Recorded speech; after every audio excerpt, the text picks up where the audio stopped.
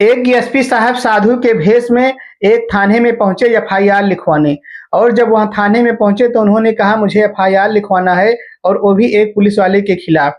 यह बात सुनकर जो दरोगा था वह बहुत जोर जोर से हंसने लगा और कहा, तुम पागल हो गए हो, तुम यहाँ कहाँ आ गए हो? पहली बात तो एफआईआर तुम्हारी नहीं लिखी जाएगी, और वो भी तुम एक पुलिस वाले के खिलाफ एफआईआर लिखवाने आए हो। तुम पागल हो गए हो, यहाँ से जल्दी से भाग लो। लेकिन इतनी बात सुनकर जो एसपी जो साधु के भेष में थे, वह जो है जोर जोर से हंसने लगे, और उन्होंने ऐसा कुछ किया जिसे सुनकर आप भी हैरान रह जाएंगे।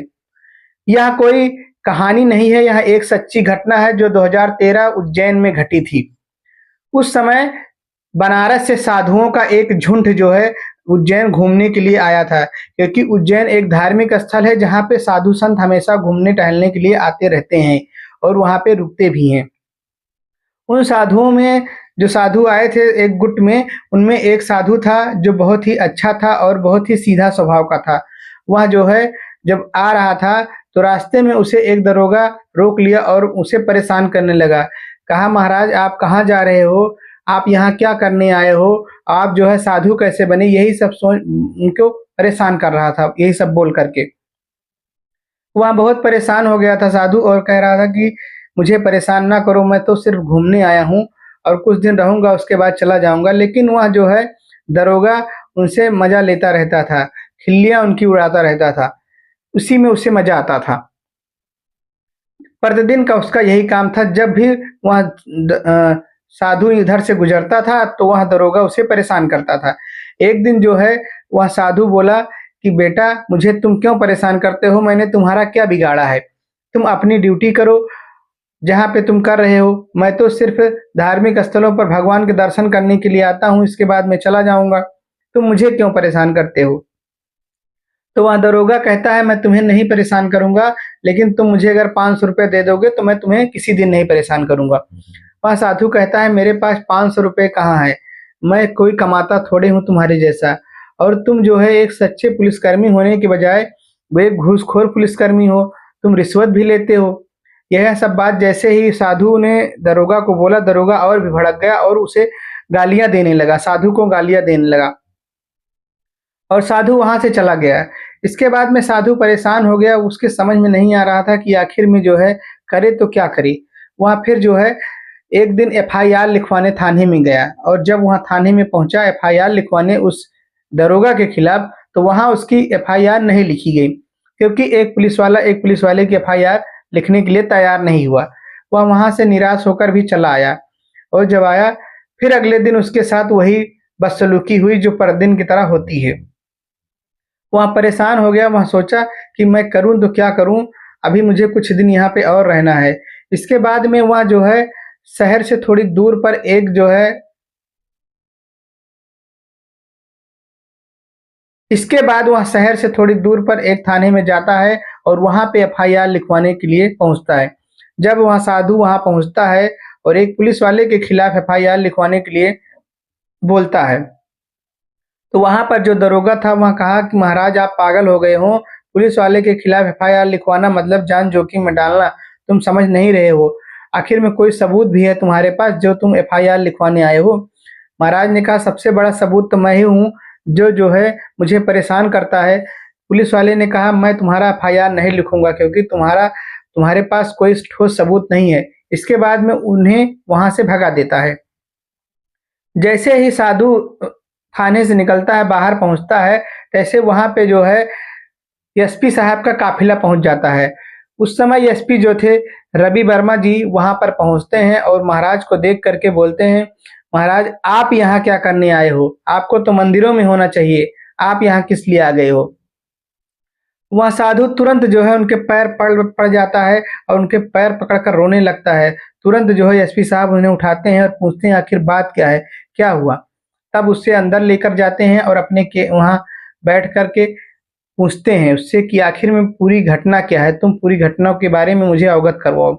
तब वह कहता है, साहब मैं आया था यहाँ पे एफआईआर लिखवाने एक दरोगा के खिलाफ जो मुझे रोज परेशान करता है और मुझसे रिश्वत मांगता है।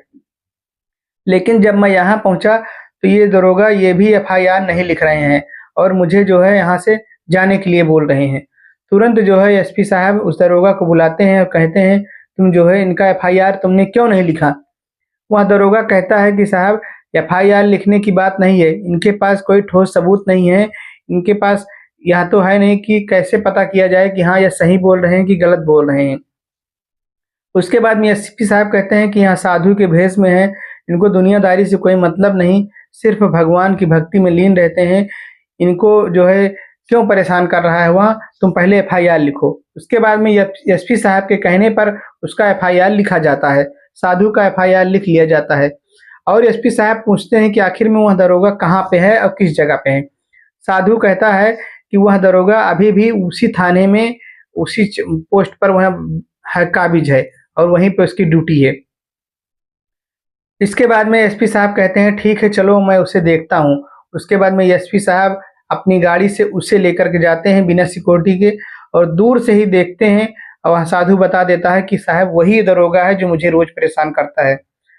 वहाँ जो है एसपी साहब सोचते हैं कि अभी अगर मैं इसके पास जाऊंगा तो यहाँ पलट भी सकता है या मुझे देख करके बहाने भी बना सकता है कि जो है यह साधु झूठ बोल रहा है, लेकिन पता तो करना पड़ेगा। बिना पता किए कोई कार्रवाई नहीं हो सकती क्योंकि साधु भी झूठ बोल सकता है, किसके ऊपर भरोसा किया जाए। इसके बाद में वह निर्णय लेते हैं कि मैं इसको सबूत के साथ ही पकड़ूंगा। उसके बाद वह चले आते हैं और साधु से कहते हैं कि आप 2-3 दिन उधर न जाइएगा, मैं जब तक पता नहीं लगा लेता हूँ।